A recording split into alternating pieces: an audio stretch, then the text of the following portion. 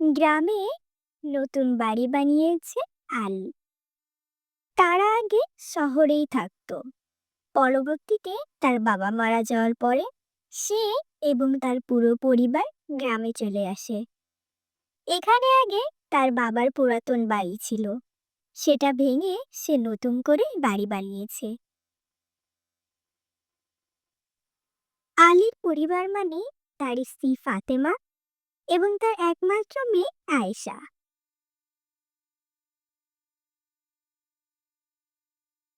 আলী তাদের গ্রামের মসজিদে ইমামতি করতে শুরু করে।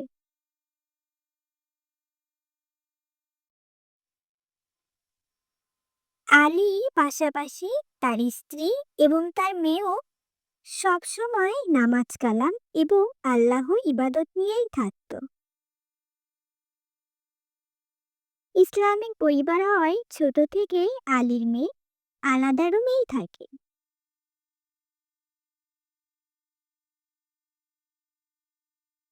একদিন রাতে আয়েশা ঘুমাচ্ছিল। হঠাৎ করে তার ঘুম ভেঙে যায় এবং সে উঠে বসে আর দেখে তার রুমের মধ্যে ভয়ঙ্কর একটা মহিলা, যার চারিপাশে আগুন জ্বলছে। সে বিষয়টা বুঝে ওঠার আগেই সেই মহিলাটা সেখান থেকে গায়েব হয়ে যায়। আয়েশার চোখে অনেক ঘুম ছিল, তাই সে আবার ঘুমিয়ে পড়ে।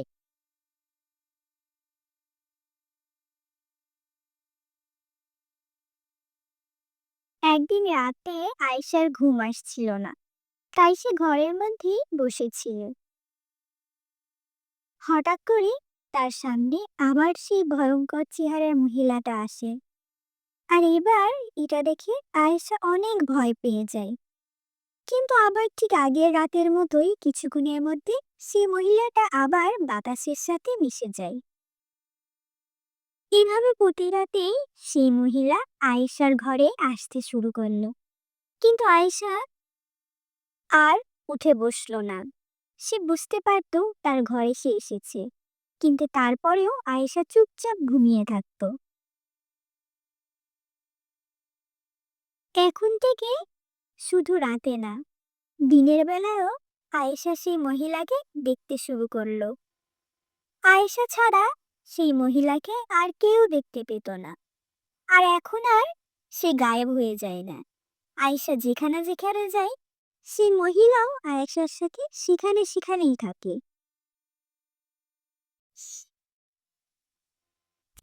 আয়েশা তার বাবা মার কাছে শুনেছিল, যেখানে নামাজ কালাম আল্লাহর ইবাদত করা হয়, সেখানে কোনো খারাপ জিনিস আসতে পারে না। আর সেই জন্যে আয়েশা এখন বেশিরভাগ সময় তাদের নামাজের ঘরের মধ্যেই বসে থাকতো। আয়েশার মা বিষয়টা অনেক দিন ধরে খেয়াল করে, তাই একদিন সে আয়েশার কাছে আসে।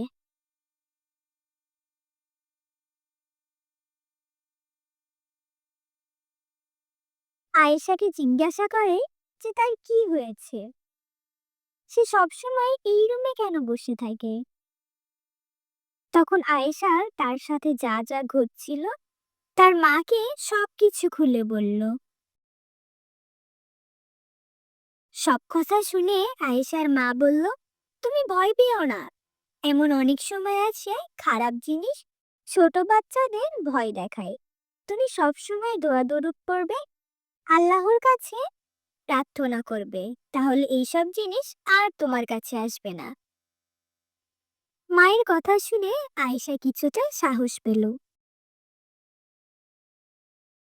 তারপরে রাত থেকে সে সবসময় দোয়া দরুদ পড়ে ঘুমাতো। তারপর থেকে আর সে সেই মহিলাকে দেখতে পেত না।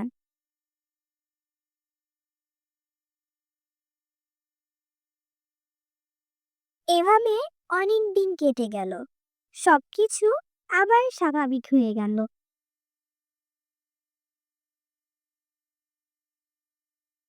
একদিন আয়েশা তার বাবা মার সাথে বসে গল্প করছিল। ঠিক তখনই তাদের সবার সামনে সেই মহিলাটা এসে হাজির হলো। আর এটা দেখে তারা তিনজনই খুব ভয় পেয়ে গেল।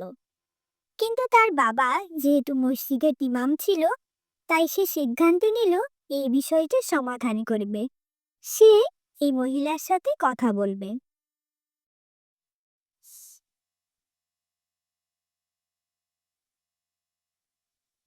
আলী সেই মহিলার কাছে গেল এবং তাকে বলল, আপনি কে, আর এখানে কি করছেন? তখন সেই মহিলা বলল, আমি আমার পরিবারের জন্য অপেক্ষা করছি। তখন আলী বলল, কে আপনার পরিবার, কোথায় থাকে তারা? আলীর কথাই সেই মহিলা বলতে শুরু করলো, অনেক বছর আগে সে, তার ছেলে এবং তার স্বামী এই বাড়িতেই বসবাস করত। একদিন তার ছেলে বাবার কাছে আবদার ধরে যে সে মেলায় যাবে। ছেলের আবদার পূরণ করতে বাবা আর ছেলে মেলায় গেল। তখন তিনি ঘরে ঘুমাচ্ছিলেন। হঠাৎ করেই তাদের পুরো বাড়িতে আগুন ধরে যায়। সে আর বাড়ি থেকে বের হতে পারে না এবং সেই আগুনে পড়েই মারা যায়। তারপর থেকে এখানে সে তার পরিবারের জন্য অপেক্ষা করছে। সেই মহিলার কথা শুনে আলী বুঝতে পারে যে মহিলার কেউ না, তার মা। আর সে যার জন্য অপেক্ষা করছে তার পরিবারই সেই পরিবার। কারণ ছোটবেলায় সে তার বাবার কাছে শুনেছে তাদের বাড়ি আগুনে পুড়ে যায় এবং তার মাও সেই আগুনে পুড়ে মারা যায়। আলী সেই মহিলাকে বলল, আমি আপনার একমাত্র ছেলে আলী, আর এটাই আপনার পরিবার। আলীর কথা শুনে পেতনি অনেক খুশি হয়ে গেল, আর কিছুক্ষণের মধ্যেই সে বাতাসে মিলিয়ে গেল। তারপরে আলী এবং তার পুরো পরিবার তার মায়ের জন্য আল্লাহর কাছে প্রার্থনা করলো এবং তার আত্মার মাগফিরাত কামনা করলো।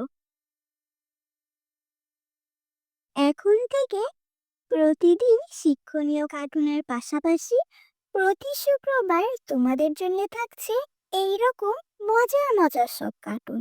দেখতে চাইলে অবশ্যই থাকতে হবে আইরিস স্কুলের পাশে। আজকে তাহলে এই পর্যন্তই। আল্লাহ হাফিজ।